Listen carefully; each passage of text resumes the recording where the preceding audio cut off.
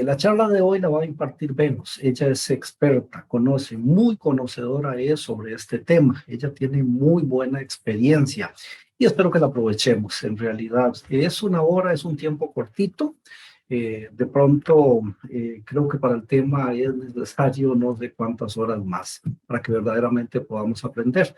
Sin embargo, trabajemos en esta horita, por lo menos, y tratemos de aprovechar todas las enseñanzas que ella está en disposición de darnos. Venus, adelante. Gracias, don Eddie. Bueno, para iniciar, vamos a indicar que hay dos tipos de juntas. Están las juntas de educación y las juntas administrativas. Nacieron primero, por decirlo así, las juntas de educación. Y estas juntas de educación son para lo que es preescolar, primer y segundo ciclo, lo que es escuela. Y las juntas administrativas es para el tercer ciclo, los que son los IPEC, los INDEAS y muchas otras opciones de estudio que tiene o de servicio que tiene el Ministerio de Educación Pública. Las juntas de educación y juntas administrativas, ¿qué son? Bueno, son órganos auxiliares de la administración pública y constituyen la base para el funcionamiento de los centros educativos.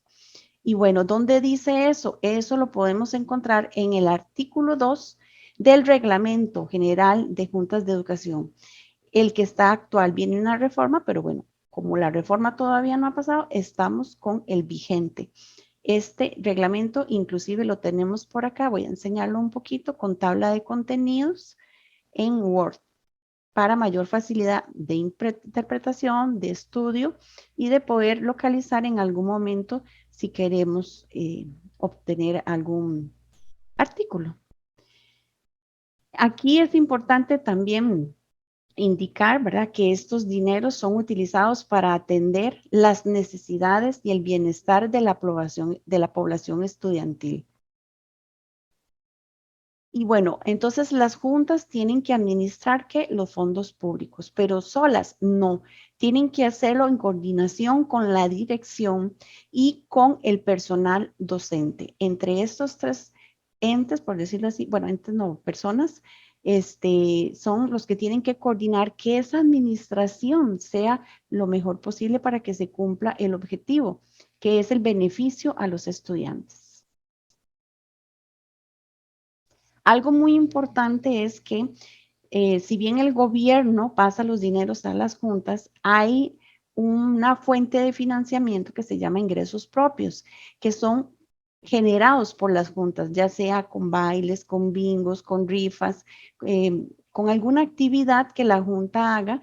Estos dineros igual tienen que ser ingresados a las cuentas de la junta. Y también otra cosa importante es que estos dineros, al ingresar a las cuentas de la Junta, se vuelven fondos públicos. No significa que porque la Junta los generó, entonces los va a tener en otra cuenta o los va a manejar sin supervisión o como ellos quisieran. No, todo lo que la Junta genere también tiene que ir a la cuenta de la Junta y se convierte ya en fondo público. ¿Cómo están integradas las juntas de educación? Las juntas de educación están integradas, lo vamos a ver esto, lo vamos a encontrar en la sección 2 del Reglamento General de Juntas, que nos habla de la integración de las juntas. Y dice que está integrada por 5 miembros, que son el presidente, el vicepresidente, el secretario, el vocal 1 y el vocal 2. Ahora, ¿quién puede ser miembro de junta? Bueno, debe ser costarricense o bien extranjero con cédula de residencia vigente. Debe ser mayor de edad, saber leer y escribir, no contar con antecedentes penales. Muy importante que este servicio es ad honorem, no se da dietas ni ningún pago. Y también importante esto que nos habla el reglamento, la consanguinidad o afinidad. Y nos dice en su artículo 12, el director del centro educativo, acá más abajo, el artículo 13, perdón, los miembros de las juntas desempeñarán sus cargos ad honorem. Para efectos de transparencia, los miembros de las juntas no podrán ser parientes entre sí, por consanguinidad o afinidad hasta el tercer grado inclusive, ni de quien ejerza la dirección del centro educativo. Tampoco los parientes de los miembros del Consejo Municipal hasta el tercer grado de consanguinidad o afinidad inclusive. Podrán conformar las juntas que le corresponden, un segundo, o afinidad inclusive. Podrán conformar las juntas que le corresponde nombrar.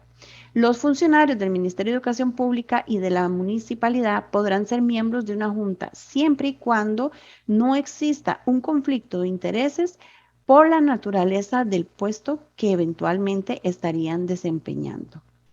También importante acá estar incluido en lo que es la terna presentada. Y bueno, ¿qué es la terna? El artículo 12 nos habla sobre la terna. El director del centro educativo, en coordinación con el personal docente y administrativo, será el responsable de proponer las ternas para los 5 miembros que conformarán la junta, procurando un proceso de consulta transparente y participativa. El director deberá entregar la propuesta al supervisor y éste la entregará al consejo municipal. Acá lo vamos a ver. El director en las juntas administrativas junto con el consejo de profesores hace lo que es la terna, o sea, los posibles miembros de junta. Eso se envía a la supervisión, luego al consejo municipal. ¿Qué ocurre en el consejo municipal? Bueno, ellos deciden a quién escogen y en su primera sesión hacen lo que es el nombramiento y en la siguiente sesión hacen lo que es la juramentación. Por lo tanto, vamos a tener 2 actas que más adelante vamos a ver que hay que adjuntar. También es importante que son por 3 años y puede ser reelegible. Luego que se hace esto, entonces se hace el registro de firmas, se envía a la dirección regional y la dirección regional emite la personería, que es donde vamos a poder ver todos los datos de los miembros que quedaron formalmente electos o nombrados y juramentados. Y así que tenemos esto, en la primera sesión se reúne la junta y entre ellos eligen los puestos, los 5 puestos que vimos anteriormente. Y aquí vamos a definir un poquito las funciones. Tenemos el presidente. Bueno, algo muy importante es que el presidente tiene representación judicial y extrajudicial. Es quien preside las reuniones y quien vela y asegura que la junta tenga la cédula jurídica. Además, firma conjuntamente con el contador lo que son cheques o autoriza con el contador las transferencias. El vicepresidente será quien esté ahí para sustituir al presidente por ausencia temporal o definitiva. Y el secretario, bueno, es el encargado de realizar las actas de las sesiones. Debe velar porque los acuerdos estén bien reflejados en esa acta, asegurarse que las firmas de las actas estén correctas y el control de asistencia, muy importante también, porque normalmente las juntas, lo que es el acta, la firma el presidente y el secretario. Y digo normalmente porque hay juntas que firman los 5, pero si solo firma el presidente y el secretario, como es permitido, para eso se hace una hoja de asistencia, donde los 5 miembros, más el director y el tesorero contador, si estuvo, firman la hoja. El secretario tiene que custodiar las actas de la junta y, muy importante, ¿verdad?, estar atento a toda la correspondencia. El vocal 1 y el vocal 2, bueno, su función es sustituir al presidente en ausencia temporal o definitiva del mismo y del vicepresidente si también estuviera ausente. Sesiones. Bueno, el reglamento nos indica que las juntas al menos deben sesionar 2 veces al mes. Pueden sesionar más, ¿verdad? Dependiendo de si lo necesitan, pero al menos 2 veces. Algo muy importante con las sesiones, bueno, vemos que también están las extraordinarias, ¿verdad? Que estas son por solicitud del presidente o de 3 miembros de la junta, ¿verdad? O que la solicite el director en casos calificados. Aquí lo importante es este tema del quórum estructural y el quórum para sesionar, que a veces hay como un poco de duda. El quórum estructural, ¿qué es? Bueno, el quórum estructural es que los 5 miembros estén activos, o sea, que estén nombrados y juramentados. Puede ser que un miembro no llegue a una reunión de junta porque no pudo y lo justifique, pero él es nombrado, o sea, él está en su puesto, está nombrado y juramentado. Entonces, la estructura como tal de la junta, los 5 miembros se encuentran bien y ellos entonces podrían sesionar, aunque un miembro o 2 miembros faltaren. ¿Esto qué significa? Que con 3 miembros pueden sesionar. Si el quórum estructural se pierde, no pueden tomar acuerdos. Podrían reunirse, pero no pueden tomar acuerdos, lo cual no tendría como mucho sentido reunirse. Para lo que es el quórum para sesionar, puede ser, como lo indiqué acá, con 3 miembros. No obstante, hay una particularidad, y es que si hay 4 miembros, el acuerdo que se tome en ese momento, en esa sesión, quedará en firme en esa.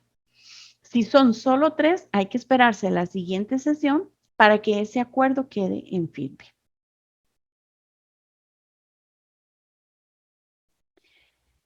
Algunas de las funciones de la Junta, bueno, elaborar el presupuesto ordinario basado en el PAD. El PAD es el Plan Anual de Trabajo, que está a cargo de la dirección. Formular proyectos para mejora, mantenimiento o nueva infraestructura. Promover donaciones para el centro educativo.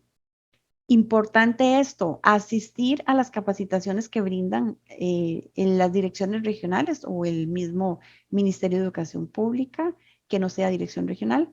Realizar actividades para generar fondos públicos, como les mencionaba al principio, una rifa, un baile. Bueno, ahora con el tema de la pandemia, eso estuvo muy, muy limitado por razones obvias, pero ellos sí pueden hacer toda esa generación de fondos con actividades. Contratar a un tesorero contador, hacer todo el proceso de contratación administrativa, que ahorita lo vamos a ver. Este también es muy importante, rendir informes, ¿verdad? Hay un informe anual que se rinde a la población estudiantil y a la población en general si llega al centro educativo. La administración del centro educativo en vacaciones, eso también. El centro educativo, recordemos, o más bien indicarles que está a cargo la administración de la dirección. La dirección es la que está a cargo. No obstante, cuando la dirección está de vacaciones o por alguna razón no está ejerciendo su función, quien queda a cargo es la Junta de Educación o la Junta Administrativa. Y de hecho que a fin de año, cuando ya salen a vacaciones, se entregan las llaves y se entrega todo. Quien queda a cargo es la Junta Administrativa o la Junta de Educación, entre muchas otras funciones que nos habla el Reglamento General de Juntas. Vamos a pasar a la parte financiera. Las juntas manejan presupuesto ordinario, presupuestos extraordinarios, modificaciones presupuestarias, un presupuesto del superávit y un presupuesto del reajuste. El presupuesto ordinario, como le indicaba antes, va o se hace basado en el plan anual de trabajo que elabora la dirección. ¿Por qué la dirección? Porque la dirección es la que administra y la que sabe las necesidades del personal y del estudiantado. Entonces, la dirección elabora ese plan y basado en eso se hace el presupuesto. Y también, muy importante, basado en directrices de la dirección regional que le toque al centro educativo, porque hay varias direcciones regionales, son por zonas, entonces dependiendo, esa dirección regional que se le asigne al centro educativo dará directrices. Presupuestos extraordinarios, bueno, todo lo que ingrese que no estuvo en el presupuesto ordinario. Modificaciones presupuestarias son cambios dentro de una misma fuente de financiamiento, ¿verdad? No es que vamos a pasar un dinero de una fuente a otra fuente de financiamiento, ¿no? Sino que desde una misma fuente, por decir algo, fondos generados, ahí, en lo que es el clasificador, los códigos presupuestarios, ahí sí podemos hacer modificaciones en cualquiera de las leyes. Eso sí, si es una partida específica, tenemos que pedir autorización para hacer esa modificación. a esa ley específica, ¿verdad? Aquí, a la partida específica. Y las modificaciones presupuestarias, más adelante vamos a ver que pueden ser internas o externas. Y en unas se necesita autorización de la regional, en las otras no. Acá, acá indiqué lo que es la pandemia y lo que es el deterioro de las instalaciones, porque muchas veces se necesita la modificación presupuestaria porque se hace lo que es el plan anual de trabajo, ¿verdad? Se hace el presupuesto, que la palabra lo dice, es un presupuesto. Y no necesariamente cuando ya se llega al tiempo, a la realidad, se va a utilizar el dinero ahí. Entonces, por eso es que a veces hay que hacer modificaciones presupuestarias. El presupuesto del superávit, bueno, hay dos superávits, el libre y el específico o el comprometido, dependiendo de, se clasifican. Y por lo general se hace en los primeros meses del año, es lo que nos quedó en la cuenta. Si es libre, bueno, se hace el presupuesto, si es comprometido, es muy probable que haya que devolverlo al gobierno. Y esto va a ser según la directriz que nos den. El presupuesto de reajuste, bueno, la palabra lo dice, es un reajuste precisamente por lo que indicaba anteriormente, que es un presupuesto, ¿verdad? Es un supuesto, pero es basado en, por ejemplo, para el año siguiente nos basamos en los ingresos de este año. Entonces, cuando ya lleguemos a marzo, bueno, a enero, porque ya en enero nos depositan el primer mes, Dios primero, cuando ya lleguemos a enero podemos darnos cuenta de que nos depositaron más o bien que nos depositaron menos. Entonces tenemos que hacerle un ajuste a ese presupuesto.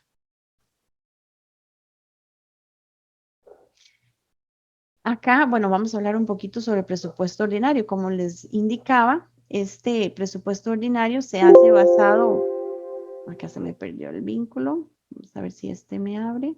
Se hace basado en lo que son las directrices que emite cada, bueno, iba a decir que el Ministerio de Educación Pública, no obstante, los que estamos dentro acá de esta, un segundo por favor, de esta rama, ¿verdad? De tesoreros contadores, sabemos que entre direcciones regionales varían mucho los criterios. Entonces, este es el presupuesto que se utiliza, es el Excel, es la herramienta que utilizamos para hacer el presupuesto ordinario. Acá podemos observar las diferentes fuentes de financiamiento que podemos tener.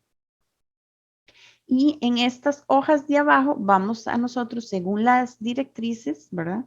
Que nos hayan dado, vamos a poder observar que hay diferentes.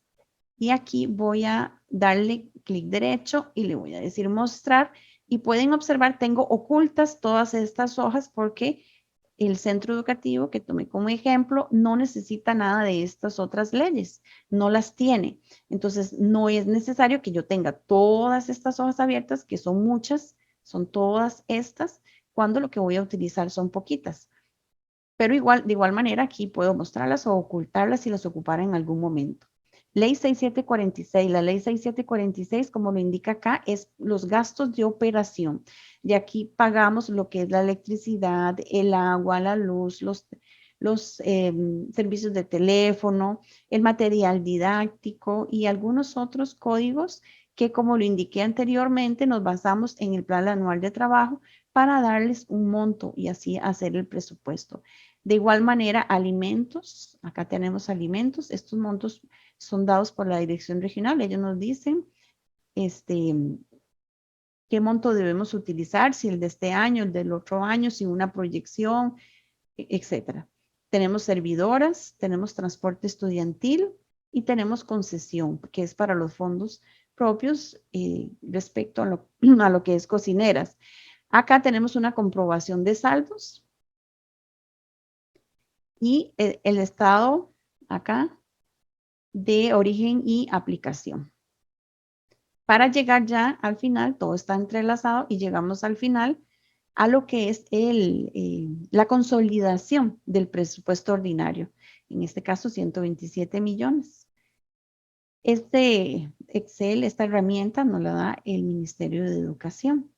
Y esta, en buena y sana teoría, es el que usamos todos a nivel nacional. Acá voy a abrir un segundito, Ministerio de Educación, que fue el vínculo que no me abrió. Vamos a ver. Esta directriz, por ejemplo, fue dada por la Dirección Regional de Alajuela. Entonces, acá ellos nos dicen aspectos a considerar para la elaboración y presentación del presupuesto ordinario 2022 y nos dan algunas directrices de acuerdo a las fuentes de financiamiento que vamos a incluir en ese presupuesto. Y de igual forma, ve que nos habla de fondos propios, de PANEA. Bueno, fondos propios lo que nos está indicando es que no se incluyen, ¿verdad? Y también nos dice que no se debe presupuestar y cuál es la documentación que yo debo anexar para presentar este presupuesto ordinario, ¿verdad? Que es el presupuesto en su debido formato y otras, el contrato con el proceso adecuado del contador, la declaración jurada de las cuentas, la copia del plan anual de trabajo, la nota suscrita por el supervisor en aprobación de ese plan anual de trabajo y algunas otras consideraciones importantes que ellos nos hacen ver. Ese sería el presupuesto ordinario. Modificaciones presupuestarias, como les indicaba, hay internas y hay externas. ¿Y esto en qué va? Bueno, esto, ok, es este vínculo, voy a volverlo a abrir, que es el del presupuesto, para explicarles desde acá. Voy a hacer esto más pequeñito, a ver si lo logramos ver un poco mejor. Un segundo. Vamos a irnos, por ejemplo, a la ley 6746. Como podemos observar, la estructura del presupuesto, bueno, vienen los ingresos en la parte superior y en lo que es el gasto viene en secciones, ¿verdad? En niveles. Remuneraciones, servicios, materiales y suministros, bienes duraderos y transferencias corrientes. A cada uno de estos principales niveles o el primer nivel, que dice, por ejemplo, este 0, este el 1, este el 2, nosotros le llamamos familia de códigos. Entonces, si yo quiero, por ejemplo, pasar del código, vamos acá, pasar del código 10801, que está por acá, que es mantenimiento de edificios, porque se me presentó una emergencia y lo que necesito es una reparación del equipo reparación de equipo inmobiliario de oficina, yo puedo hacer esta modificación y es interna. Ahora bien, ¿eso qué significa? Bueno, aclaro, en algunas direcciones regionales significa que lo único que yo tengo que hacer es pedir el acta a la Junta donde ellos están aprobando esa modificación interna. No obstante, hay direcciones regionales que aún las internas piden aprobación de ellos. Entonces, por eso es importante saber las directrices y los lineamientos de cada dirección regional. Consideramos que deberían ser un único lineamiento que venga desde el Ministerio de Educación en forma general. No obstante, la realidad no es así, ¿verdad? Entonces, tenemos que tener bien claro cuando asumimos una junta cuál es la dirección regional y cuáles son sus directrices o lineamientos. Pero entonces, si fuera una modificación externa, eso significaría que yo voy a pasar dinero de alguno de estos códigos de la familia 1 o de la sección 1 a lo que es materiales y suministros, por ejemplo. Entonces, ahí sí, ya yo tengo que hacer una modificación externa. ¿Y esto qué significa? Significa que además de que la Junta la aprueba, tengo que llevar la aprobación a la dirección regional. Y un segundito que estoy acá. Acá, vamos a ver si el link me lo permite. Este es un ejemplo de una modificación presupuestaria de una dirección regional, porque también puede ser que varíe, pero en el contenido es lo mismo, ¿verdad? Viene todo lo que es la primera parte, la información del acuerdo, el acta y el acuerdo, la fecha del acta donde se tomó. ¿Cuál es la modificación, cuál es la fuente de financiamiento que estoy modificando, verdad? Ya sea, por ejemplo, en este caso es el impuesto de bienes inmuebles, la parte de lo que es el 2020, el superar. Entonces yo lo indico acá, muy importante llevar un consecutivo para lo que es el control y el orden. Tengo que indicar la junta administrativa, la cédula jurídica, el código, porque todas las juntas tienen un código, el circuito al que pertenece y la fecha de la modificación. Y por acá entonces incluyo el código que, bueno, tengo que incluir todos los códigos, el nombre de la cuenta, el saldo presupuestario en ese momento, y acá indico a cuál código le estoy rebajando y a cuál código le voy a aumentar. Y en la última columna me va a indicar lo que es el saldo disponible de cada uno de los códigos para que se lleve un mejor control de que yo no vaya a hacer que le vaya a quitar aquí hay 4.408.000, le vaya a quitar 5 millones y me quede este código en cero. Eso no se debe hacer, ¿verdad? Porque no tendría sustento económico. Bueno, aquí lo indiqué, algunas regionales limitan el número, ¿verdad?, de modificaciones externas. La reforma, hay una reforma al reglamento de juntas y viene con que solo se van a poder hacer 3 modificaciones al año, lo cual por lo menos yo no entiendo cómo se va a poder hacer eso, pero bueno, todavía eso no ha pasado, no vamos a hablar de esto tan a fondo. Y también hay un límite de presentación de modificaciones que es alrededor de octubre en el año, ¿verdad? Entonces hay que tener presente eso por si hay que hacer una modificación. El presupuesto del superávit y del reajuste también se hace basado en lo que son directrices, ¿verdad? Sobre todo el presupuesto del reajuste.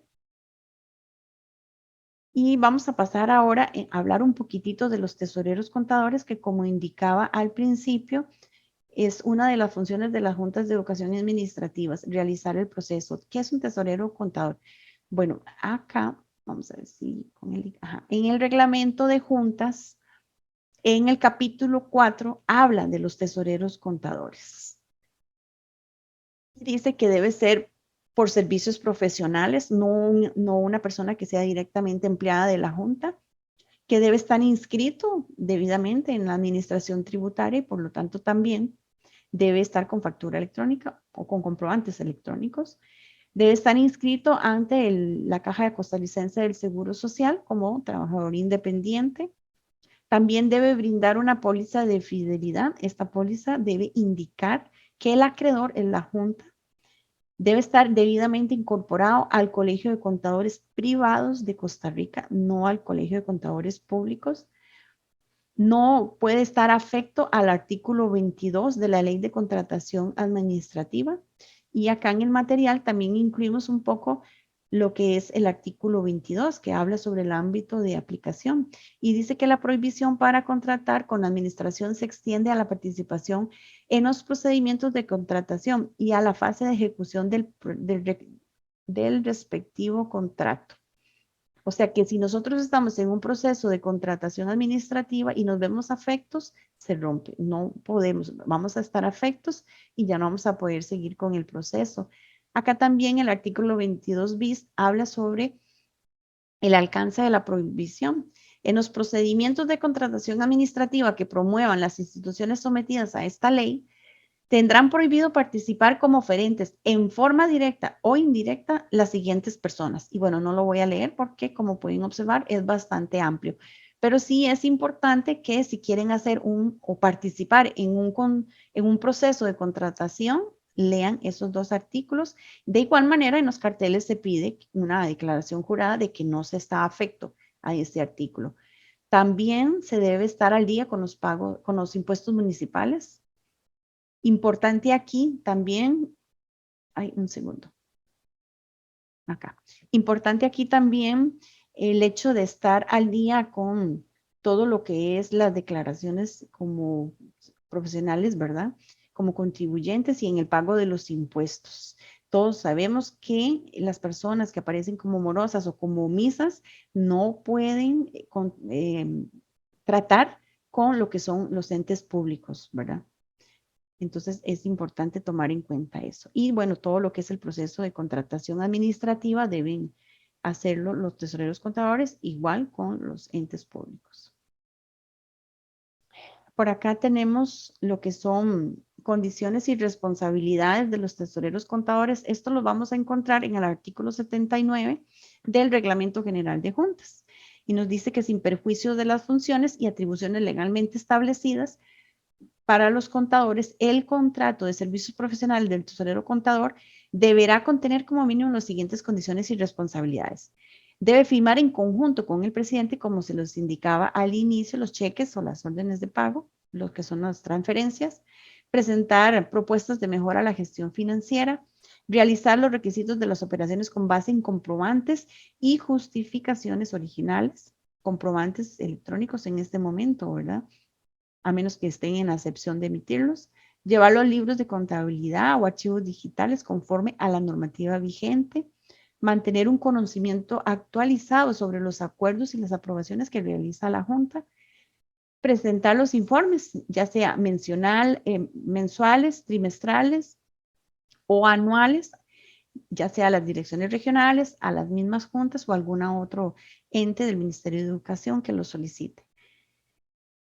Presentar a la Junta, bueno, como lo indicaba, los informes, es importante a la Junta, rendir a la Junta un informe contable anual, llevar a cabo toda la gestión correspondiente a la labor de la tesorería de la Junta, mantener un archivo de la documentación, participar en las reuniones de la Junta cuando ésta se lo solicite, brindar asesoría en el tema de su competencia a los miembros de la Junta y otras condiciones propias de las actividades contables financieras asignadas por la Junta. También vamos a indicar que las juntas deben retener en la fuente lo que es el 2%. Eso lo indica muy claramente lo que es el reglamento de la ley del impuesto sobre la renta, donde nos dice acá que las rentas originadas en licitaciones, contrataciones, negocios y operaciones relacionadas por el Estado, instituciones autónomas o semiautónomas, llámese municipalidades, empresas públicas y otros entes públicos, están obligados el Estado a hacerle esta retención. Y aquí subrayé esto, dice, en estos casos, la retención será del 2% sobre el monto total de tales rentas puestas a disposición del contribuyente, excepto cuando se trate de, y bueno, vienen ahí 4 excepciones. Esto es importante porque antes de la ley 9.635 se hacía a partir de el salario base. Ya después de esa ley se hace desde 1 colón. Aunque usted lo que esté pagando sean, no sé, 5,000 colones, usted tiene que hacer la retención del 2%.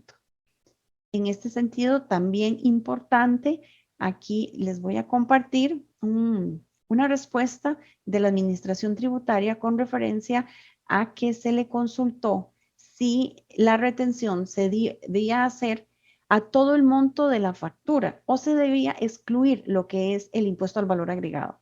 Y dice así, ahora bien, sobre su respuesta, si la retención del 2% se debe realizar sobre el tema de la factura tomando en cuenta el IVA o sin contemplar el IVA en el cálculo de la retención, al respecto la norma es muy clara. La misma establece que la retención será del 2% sobre el monto total de tales rentas puestas a disposición del contribuyente, entendiéndose rentas como los bienes y servicios. Por lo tanto, no se debe de incluir el monto del IVA en la base imponible para el cálculo de la retención. Esto es importante porque, como les digo, a partir de la ley 9.635, eso ya se le hace a todos los contribuyentes que no se les aplique obviamente la exoneración, ¿verdad? Como por ejemplo los transportistas, que a ellos hay que pagarles con el IVA. Entonces esa retención a ellos se les hace en la base imponible, por decirlo así, sin el IVA. Acá también voy a compartirles un modelo que utilizo sobre lo que es la boleta que se le debe dar como información al proveedor o al cliente, ¿verdad? Acá indicamos la junta, el nombre, ¿verdad? Junta administrativa, ponemos el nombre, la cédula jurídica, el número de teléfono de la junta, la fecha en la que se hizo la retención y por acá hice este modelito. Acá nada más ponemos, por ejemplo, que lo hayamos hecho ayer, 24 de noviembre, entonces ella modifica en esta parte de acá lo que es la fecha. Y también acá, supongamos que la factura son 500,000 colones, inmediatamente ella me va a decir que la retención son 10,000 colones. Y me lo va a anotar acá, el monto total de la factura y la retención. Importante también que va a anotar lo que es el número de transferencia o el número de cheque con que se le pagó a ese proveedor, el nombre del proveedor, que igual aquí yo puedo poner, no sé, vamos a ver, Marvin, y me lo va a cambiar en el modelo. Voy a darle acá para que me mantenga eso. El número de factura también lo puedo poner ahí y me lo va a ubicar acá. y me va a indicar, y esto lo hice por un control de cruce mío, me va a indicar cuánto fue la transferencia que yo debía haberle hecho a ese proveedor. También importante que si yo le hago una transferencia a un proveedor en donde tuve que pagarle un SIMPE porque fue a otro banco, entonces aquí anoto cuánto fue el SIMPE y ya me dice que lo que le debí transferir fueron 488,880.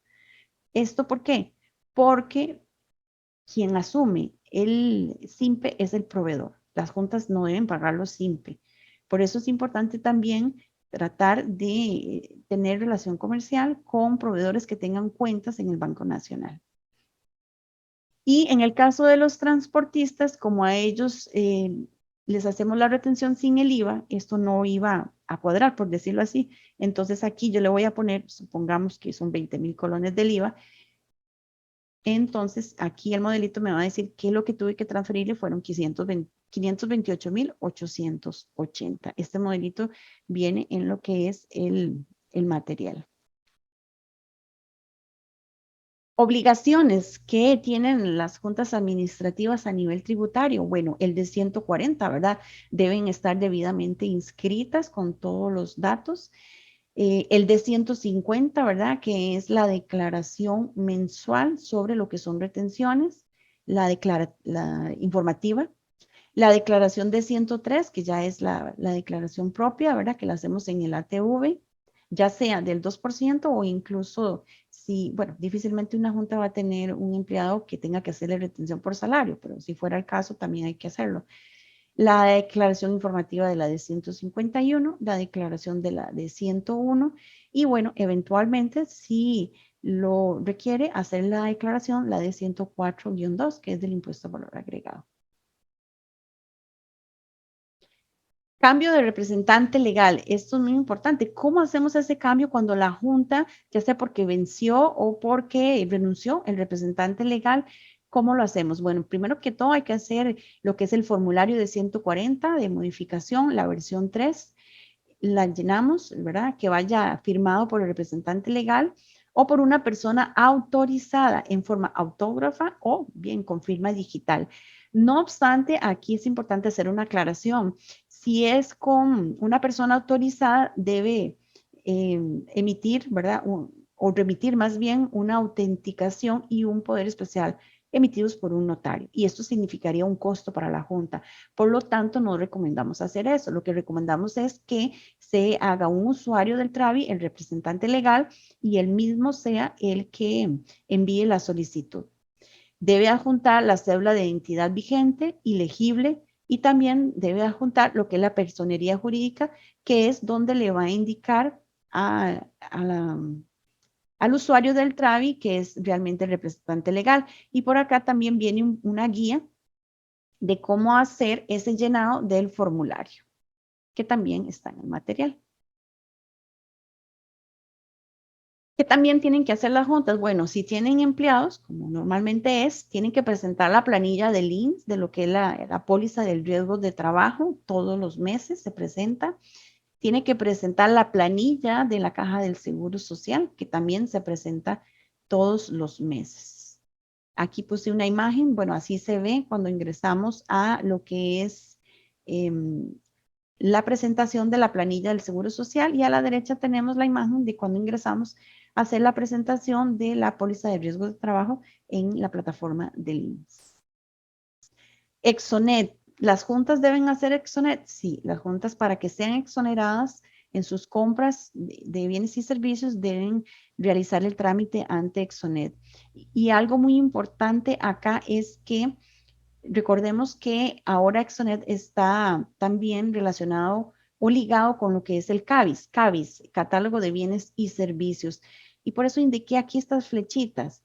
El CABIS del proveedor tiene que ser el mismo CABIS de la Junta, ¿verdad? Porque si no, imaginen que la Junta quiera adquirir un taladro, por decir así, de ciertas especificaciones con un código. Y resulta que el proveedor le factura, pero la Junta, con el código que el proveedor le factura, no tiene exoneración, porque la Junta tiene exoneración al código X. Entonces, esto hay que tener mucho cuidado y es muy importante que sea el mismo código que tenemos exoneración el que esté utilizando el proveedor. Y en catálogo de bienes y servicios, por acá, encontramos que, ¿dónde lo descargamos? Bueno, esta es la plataforma del Banco Central y podemos observar que aquí en la segunda sección dice CABIS, catálogo de bienes y servicios. Ingresamos ahí y me da varias opciones. Puedo descargar el catálogo vigente, que incluye el historial de cambios. Esto es muy importante, ¿verdad? Hay cambios en el catálogo. Puedo descargar las equivalencias entre los clasificadores. Puedo descargar productos con tarifa reducida, ¿verdad? O puedo irme al API que es en la página que es web, ¿verdad? Donde yo puedo buscar un servicio o un producto y ella me va a indicar aquí el código respectivo. Incluso me va a indicar la tarifa con la que en ese momento está en el catálogo. Exoneración de las juntas. Bueno, como les decía, hay que hacer el trámite y una vez hecho el trámite y aprobada la exoneración, aquí puse el ejemplo de cuando nos dan el documento, es un PDF extenso, muy, muy extenso, porque viene línea por línea el código. Hace tal vez unos meses, cuando inició esto, había que incluso incluir código por código en el sistema de Exonet. Imagínense que las juntas exoneran cualquier cantidad de líneas, entonces era muy tedioso. No obstante, hoy en día se sube, si más no recuerdo, un documento con 1000 líneas, de 1000 en 1000. Pero cuando ellos dan ya lo que es la autorización, que viene así como está acá en el ejemplo, viene un PDF con cada línea del código que ellos están exonerando. Y entonces acá me dice autorización de exención genérica de impuestos locales de bienes y servicios, me dice la fecha de solicitud, ¿verdad? En la que se hizo. Viene el número de solicitud, que esto es muy importante también. A veces nos equivocamos y damos ese número y ese no es el número de autorización, es el número de solicitud. Lo que pasa es que es un poco parecido el formato. Viene la fecha de autorización y por supuesto el número de autorización, que es el que nosotros brindamos. También vienen los datos del beneficiario, que viene el nombre o razón social, o sea, el nombre de la junta. Viene el número de identificación, la cédula jurídica y el nombre del representante legal. También viene un espacio para lo que es el medio de notificaciones, el correo que la junta indique. Y viene el fundamento legal, que es la ley 9635 en su artículo 8, inciso 33. Y a este lado derecho podemos ver un poquito cómo es que viene el formato. Viene el número de línea, el código del producto y la descripción. En este sentido, también importante, esto lo tomé de un extracto de una autorización, de una exoneración, y vamos a leer que aquí dice, esta autorización no se extiende al servicio de transporte de estudiantes contratado por las juntas de educación. Como les indicaba, no, el transporte de estudiantes no es exonerado. Y también, muy importante tomar en cuenta y leer esto, porque como el documento es tan amplio y tan extenso, tal vez a veces no llegamos hasta el final. Nótese aquí en esta, bueno, no sé si ven mi mouse, pero en esta parte que estoy señalando, dice, exclúyase de esta autorización la línea 300, 302 y ahí vienen diferentes líneas. Ellos indican debido a que no tiene relación directa con los fines de la junta. Entonces, aquí pueden suceder dos cosas. Una, que nos hayamos equivocado y hayamos puesto un código que efectivamente no tiene nada que ver con las juntas, ¿verdad? Como que hayamos puesto, no sé, cuerdas de pescar cuando es un colegio que está en San José y no lo va a utilizar. Entonces, ahí nos van a excluir eso. Ahora bien, también puede suceder que allá las personas de Exonet no estén enteradas de que realmente ese centro educativo sí va a ocupar eso. Entonces nosotros podemos, entre comillas, por decirlo así, apelarlo e indicarles que es que efectivamente ese código la Junta sí lo necesita para que entonces hagan una revisión y nos den la autorización. En el mismo documento dice la fecha límite para aplicar esta autorización, una fecha importantísima porque se les recomienda que el trámite para la nueva extensión la hagan con tiempo porque sí duran bastante. Bueno, dependiendo, hay colegas que me dicen que muy rápido, hay otros colegas que dicen que un mes, 2 meses.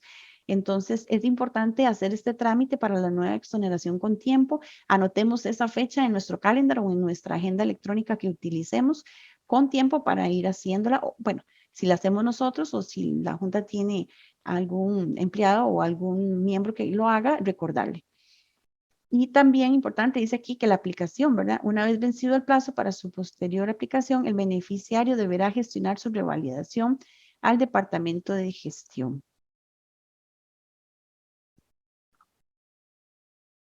¿Qué sucede si yo envío esas listas, me dan el PDF con la autorización correspondiente, pero se me presentan dos escenarios? Uno, se me olvidó incluir un código o de repente la Junta va a elaborar algo que no se tenía planeado o en mente y va a ocupar algún bien o servicio que no iba. Bueno, yo puedo pedir un código adicional, ¿verdad? No porque ya me hayan dado ese significa que me tengo que esperar hasta que venza. No, yo puedo pedir un código adicional. Ahora, si yo o una junta más bien ocupa un bien o servicio y no iba dentro de esa autorización y va a durar que ese código llegue y se necesita comprar ese bien y servicio hoy, bueno, la junta puede decidir en si se espera o paga el impuesto al valor agregado. Actualizar el usuario. ¿Cómo actualizamos el usuario en Exonet? Bueno, enviamos estos documentos. El oficio con datos del nuevo presidente solicitando que se cambien los datos en el sistema. Importante anotar lo que es el correo electrónico donde lo notificarán. Adjuntar lo que es la cédula jurídica del representante legal, la personería y enviarlo al correo del administrador del sistema Exonet. Vamos a pasar a otro tema que también es importantísimo para todo lo que tenga que ver con juntas de educación y administrativas y son las normas internacionales de contabilidad para el sector público, las NIC-SP. En este sentido, instales a todos ustedes, colegas, que se capaciten, que lleven cursos, realicen charlas, porque esto está muy pronto a entrar en vigencia. De hecho, ya debería estar, pero bueno, todavía no está en vigencia. Algo importante en este tema que les vamos a indicar es que aquí la contabilidad nacional es la entidad, o más bien la que realizará toda la conciliación de la información que ellos van a pedir y todas las entidades obligadas tendremos que atender a esos requerimientos que ellos nos van en su momento a solicitar. Y también será la que presente al Ministerio de Hacienda todos los estados financieros de la administración central. En cuanto a esto, indicarles que, vamos por acá, en el material también van los 3 volúmenes, ¿verdad? Aquí tenemos el Manual de Procedimientos Internacionales de Contabilidad del Sector Público, la edición del 2021. Son 3 volúmenes y acá podemos ir leyendo, subrayando, investigando sobre lo que son estas normas, porque también será un requisito para concursar como tesorero contador, tener la certificación, tener lo que es cursos sobre normas internacionales de contabilidad para el sector público.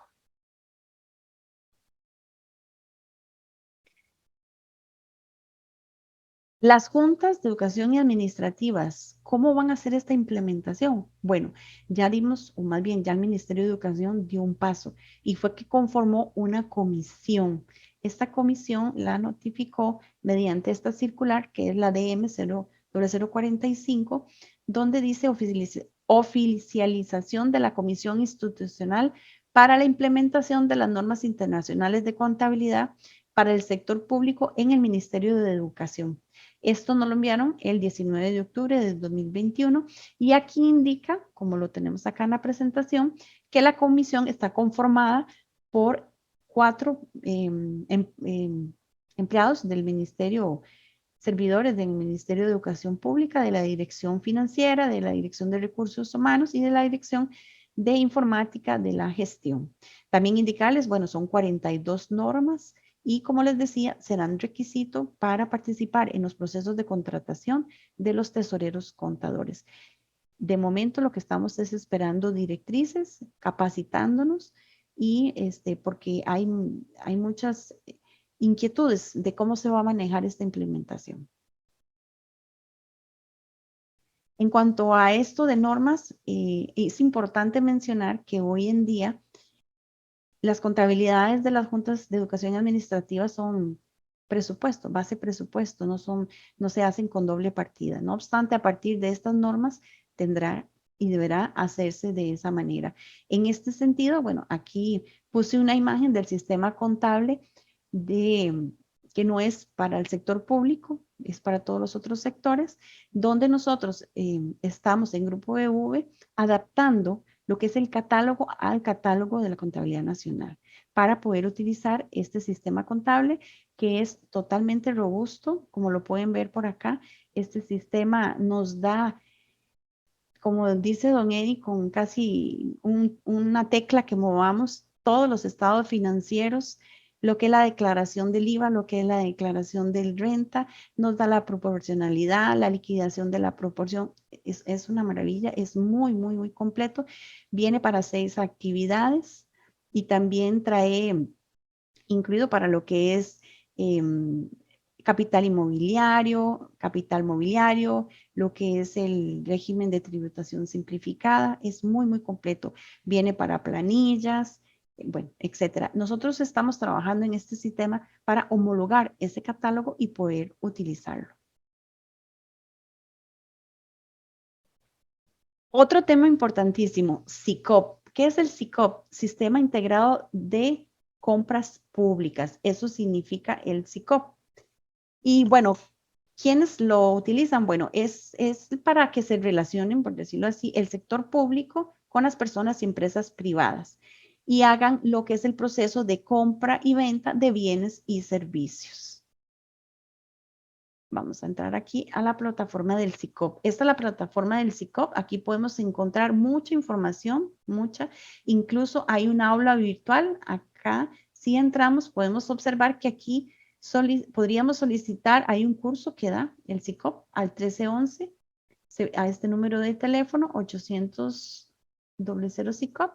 Y el curso que dan ellos es asincrónico, es muy interesante, muy amplio y es importante que ya vayamos manejando esta plataforma, que es la plataforma que van a tener que utilizar las juntas de educación y administrativas para la compra de bienes y servicios. Y de hecho que ya hace unas semanas nos pidieron un dato sobre los saldos y indicaba la circular que era precisamente para la integración de las juntas en este sistema.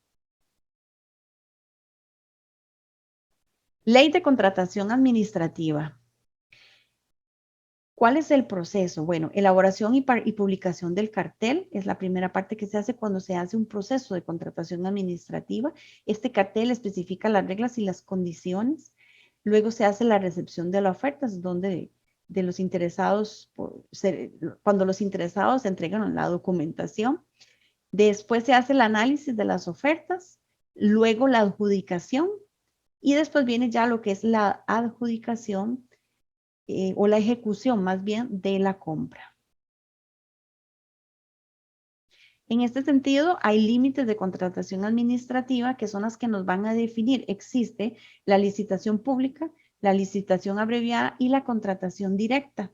¿Cómo sabemos cuál utilizar? Bueno, precisamente con estos parámetros que nos define la Contraloría General de la República y podemos observar, acá voy a subrayarlo con otro color, con verde, donde las juntas están en el extracto J.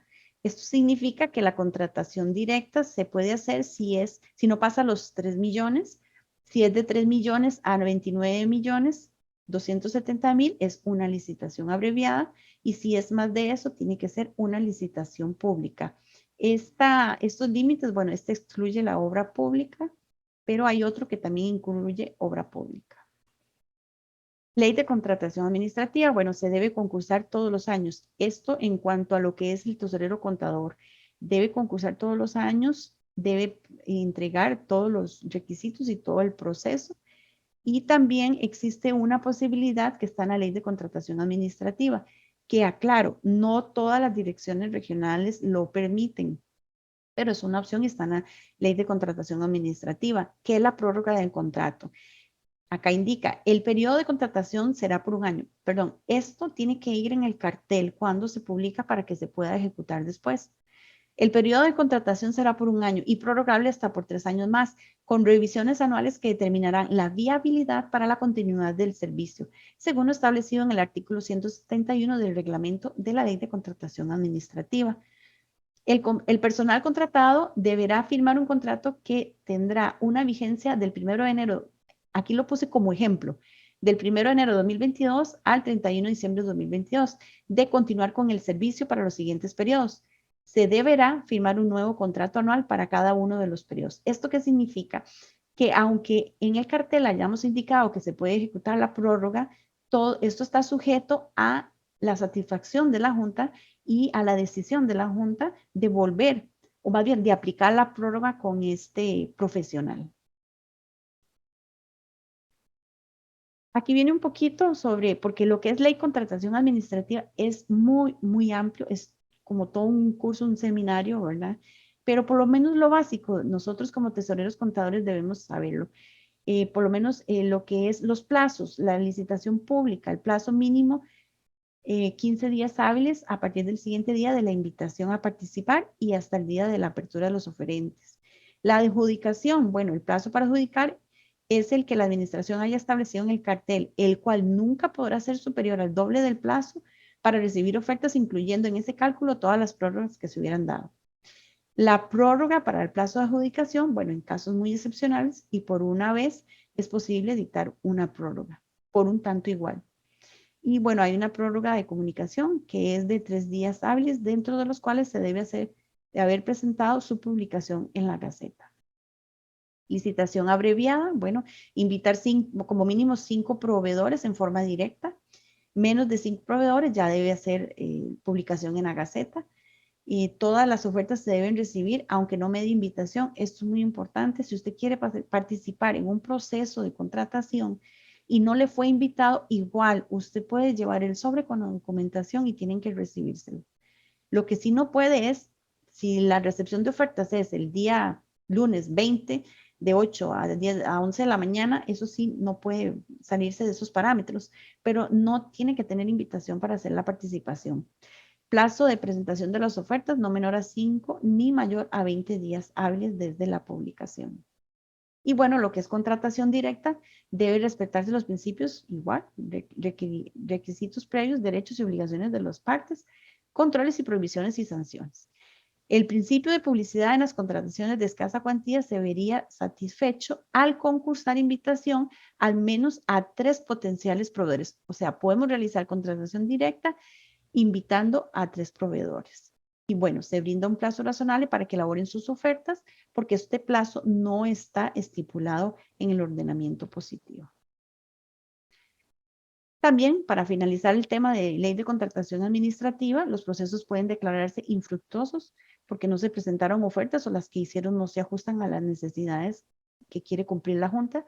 Se puede declarar desierto porque existen razones de protección al interés público y también puede haber anulación o revocatoria, ¿verdad? Que esta debe dictarse dentro del plazo de 1 mes contado a partir del día siguiente al de la notificación de la respectiva resolución.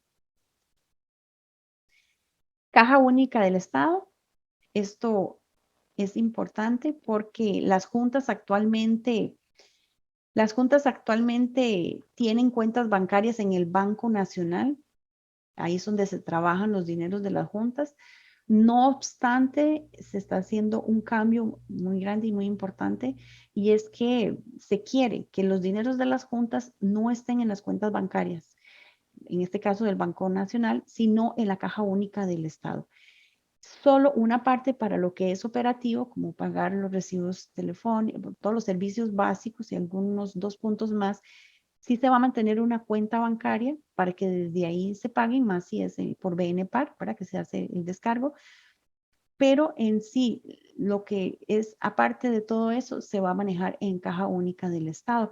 Y acá tenemos una circular, ¿verdad?, que habla sobre el proyecto de apertura de cuentas y traslado de fondos a Caja Única por parte de las juntas de educación y juntas administrativas. Este es un proceso que estamos realizando. Y ya para concluir, comentarles que en este mundo de los tesoreros contadores hace como más de un año, nos sentíamos un poco solos porque si pudieron observar, es una contabilidad diferente. Hay directrices diferentes, la forma de llevarla. Y gracias a Dios, hace como un año, un poquito más, nos logramos reunir varios colegas y hicimos lo que es la Asociación de Contadores de Juntas de Educación y Juntas Administrativas. Y por eso puse acá abajo, hablamos el mismo idioma. Ha sido muy rico, muy enriquecedor poder compartir con colegas que hablamos el mismo idioma, que nos entendemos. Si alguno de ustedes quisiera pertenecer a esta asociación, puede comunicarse conmigo y con mucho gusto yo les indico cómo se pueden asociar. Y muchísimas gracias